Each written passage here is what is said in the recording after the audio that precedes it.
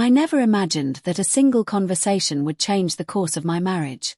For years, my husband and I had lived what most people would call a stable life. We had routines, comfort, and an unspoken understanding that came with time. Yet beneath the surface, I often sensed a quiet distance, something unspoken lingering in his eyes when the night stretched long and the silence between us grew heavier. I thought it was simply age, or the natural fading of passion that every couple eventually faces. But I was wrong. It was something far more dangerous, something that would test the very foundation of my love and loyalty.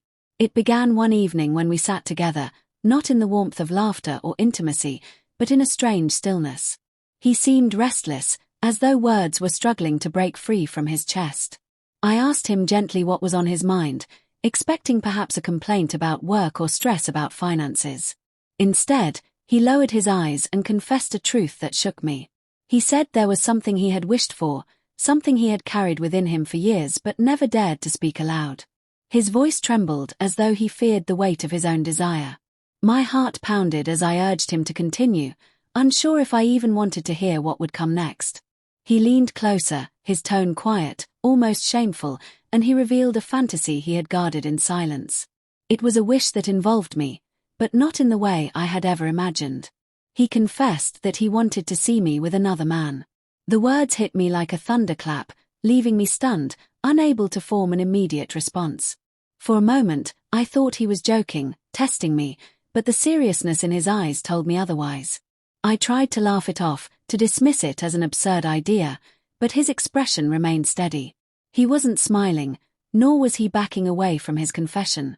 Instead, he reached for my hand, his grip trembling, and whispered that it wasn't about not loving me. In fact, he claimed it was because he loved me so much that he longed to see me in that way, free, desired, taken by someone else. The contradiction in his reasoning made no sense to me. My mind spun in confusion, torn between disbelief and fear. In that moment, I felt as though I no longer recognized the man I had shared my life with. The husband who once made vows of loyalty and devotion was now confessing a wish that shattered the purity of those promises. I wanted to scream at him, to demand why he would even consider such a betrayal. Yet when I looked at his eyes, I saw vulnerability, almost desperation. He was bearing a part of himself that had lived in shadows for too long. I stayed silent, my emotions tangled in anger, sorrow, and an unexpected spark of curiosity I didn't want to admit. I should have said no immediately, should have shut the door on such madness. But instead, I hesitated. Something in me lingered on the edge, pulled by the strangeness of his desire. The silence between us stretched, his eyes begging for a response, my lips trembling with the weight of an answer. And against every moral instinct I carried, I finally whispered the word that would alter everything: yes. The moment the word left my lips, I felt its sharpness cut through the air. Yes. A word so small, yet it carried the power to unravel years of vows and loyalty. My husband's eyes lit up in a way I hadn't seen in years, not with love, but with a strange kind of hunger. I tried to smile, but deep inside, my chest ached as though I had betrayed myself in that instant. That night, I lay in bed staring at the ceiling, wide awake, wondering what kind of woman I was becoming. In the days that followed, the weight of that decision consumed me. My husband acted lighter, almost relieved, as though a burden had been lifted. But for me, every glance at him was a reminder of what I had agreed to. The thought of being with another man was something I had never entertained before. Marriage had always been sacred to me. And yet, curiosity crept in like a shadow. What would it feel like? Was this his way of testing me, or was this truly his deepest desire? I tried to dismiss the idea, to bury it under household chores and the normalcy of everyday life. But my husband wouldn't let it fade. He began to talk about it, carefully, gently, planting the idea deeper each time. He spoke of how he wanted to choose the man, someone he trusted, someone who would respect boundaries. His tone was almost persuasive, as though he was convincing not just me, but himself, that this was right. I wanted to hate him for it, to accuse him of twisting my love into something ugly. But instead, I listened. And the more I listened, the more the line between right and wrong blurred. Nights became restless. I would close my eyes and imagine the impossible. At first, The thought disgusted me, filling me with shame. But soon, I found myself lingering on the images, the what ifs, the thrill of stepping outside the chains of routine. It frightened me how temptation could wrap itself so tightly around guilt, making it hard to separate one from the other. I began to wonder if I was changing, or if this part of me had always been buried, waiting to be uncovered. Eventually, my husband suggested a man he knew, someone distant enough not to complicate our lives, but real enough to make the fantasy tangible. The very mention made my stomach twist.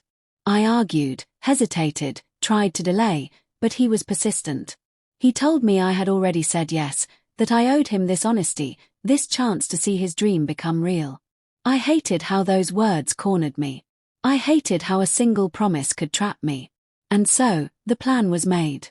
A discreet meeting, away from familiar eyes, in a place where secrets could live without judgment. As the day drew closer, I felt myself unraveling. My reflection in the mirror became a stranger's face, a woman torn between loyalty and temptation. On the surface, I appeared calm, but inside, my heart raced, my body trembled, and my conscience screamed. The night before, as I lay beside my husband, he held me with an almost tender eagerness, whispering how grateful he was, how much he loved me. I wanted to believe him. I wanted to believe this would somehow strengthen us. But as I closed my eyes, all I felt was a storm raging inside me. And I knew that once the line was crossed, there would be no turning back. The night came more swiftly than I expected, and with it, a heaviness that seemed to weigh on every breath I took. My husband's hand lingered on mine as we walked in silence, his grip both reassuring and unsettling. He had arranged everything, every detail carefully chosen, as though he were crafting not just an evening, but a memory he had long fantasized about. I wanted to run, to turn back, to tell him that I couldn't go through with it. But my voice refused to betray the agreement I had already made. The air inside the room was still, the kind of silence that amplifies the sound of a heartbeat. I stood frozen for a moment, unsure if I was ready to face the reality of the choice I had made. Then the door opened, and the man my husband had chosen entered. He wasn't a stranger exactly, but not someone close enough to our lives to leave lasting fingerprints. His expression was calm, his movements measured, as though he, too, understood the dangerous weight of what was about to unfold. I could feel my husband's eyes on me, watching closely, not with judgment, but with an intensity that made my skin burn. My heart thrashed violently in my chest, every instinct screaming at me to stop, but my body betrayed me by stepping forward. The first touch was hesitant, almost trembling, as though testing the limits of my resolve. It was not the act itself that shook me, but the flood of emotions that surged with it: shame, fear, and an undeniable spark of desire I could no longer suppress. As the minutes passed, hesitation gave way to a rhythm I had not expected. My mind screamed of betrayal, but my body moved as though awakened from a long slumber.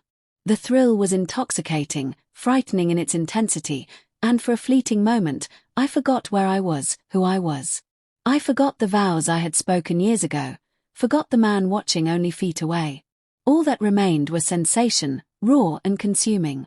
I dared not look at my husband, afraid of what I might see in his face: jealousy, pleasure, or regret. Instead, I let the moment carry me deeper into the darkness I had tried so hard to resist. Every second felt stretched, suspended in a haze of contradictions. I was both alive and broken, liberated and imprisoned, guilty and yet dangerously curious for more. When it was over, the silence was deafening. The air felt heavy with the weight of what had just been done, the kind of silence that buries itself deep in the bones. I pulled away, my body trembling, unable to meet the eyes of either man. My husband's expression was unreadable, his lips curved in something between satisfaction and sorrow. In that moment, I knew the truth that neither of us dared to speak. Nothing would ever return to the way it was. A line had been crossed, carved into the fabric of our marriage with no possibility of erasure. And as I stood there, the echo of my own betrayal still burning in my chest, I realized that even if I had said yes out of love, I had lost a part of myself that night that I would never reclaim.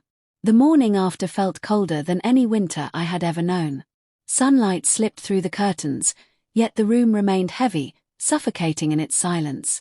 I lay awake, eyes fixed on the ceiling, unable to escape the images replaying in my mind. My husband stirred beside me, but I did not turn to him. I couldn't. The distance between us had never felt greater, though our bodies were only inches apart. He reached for me softly, as if searching for reassurance that I was still his. His touch, once familiar and comforting, now sent a shiver of unease through me. I flinched, though I tried to hide it, and in that tiny movement, I saw the truth reflected in his eyes. He noticed. He knew. Something unspoken had shattered, something we could never glue back together. We did not speak much that day. He busied himself with meaningless tasks, moving around the house with forced normalcy, while I carried the weight of betrayal inside me like a stone pressed against my chest. Every corner of the home we had built together now seemed haunted by ghosts of what we had done. I wanted to scream, to cry, to undo it all. But undoing was impossible. The word yes had carved itself into the core of my existence, and I could not take it back. In the days that followed, I noticed a change in him. At first, he seemed almost pleased, like his fantasy had brought him closer to me, as if he had unlocked a secret part of our marriage. But that glow did not last. Soon, his smiles grew faint, replaced by long stares and quiet sighs. Jealousy, regret, perhaps even disgust. Whatever it was, it lingered in his gaze every time he looked at me. I could feel the questions in his silence. Did I enjoy it too much? Did I want it more than I wanted him? Was he enough for me anymore? And inside me, the questions were worse. I asked myself who I had become. I wondered if the woman I once was, the loyal wife, the believer in vows, the protector of trust, had died the moment I gave in. I no longer recognized the reflection in the mirror. My eyes carried secrets too heavy, and my smile no longer reached my heart. Nights turned restless, not with longing, but with guilt gnawing at me from the inside. My husband would sometimes whisper that he loved me, but even those words felt hollow, fragile, stripped of the purity they once held. I realized too late that some wishes are never meant to be fulfilled. What he had dreamed of, what I had agreed to, was not freedom but destruction. The intimacy we once shared was gone, replaced with suspicion and shadows. We still lived under the same roof, still spoke, still went about the motions of marriage, but something essential had died between us. The bond that once made us strong had been fractured, and no amount of apologies or pretending could restore it. Looking back now, I wish I had been brave enough to say no. I wish I had protected us from the temptation that disguised itself as love.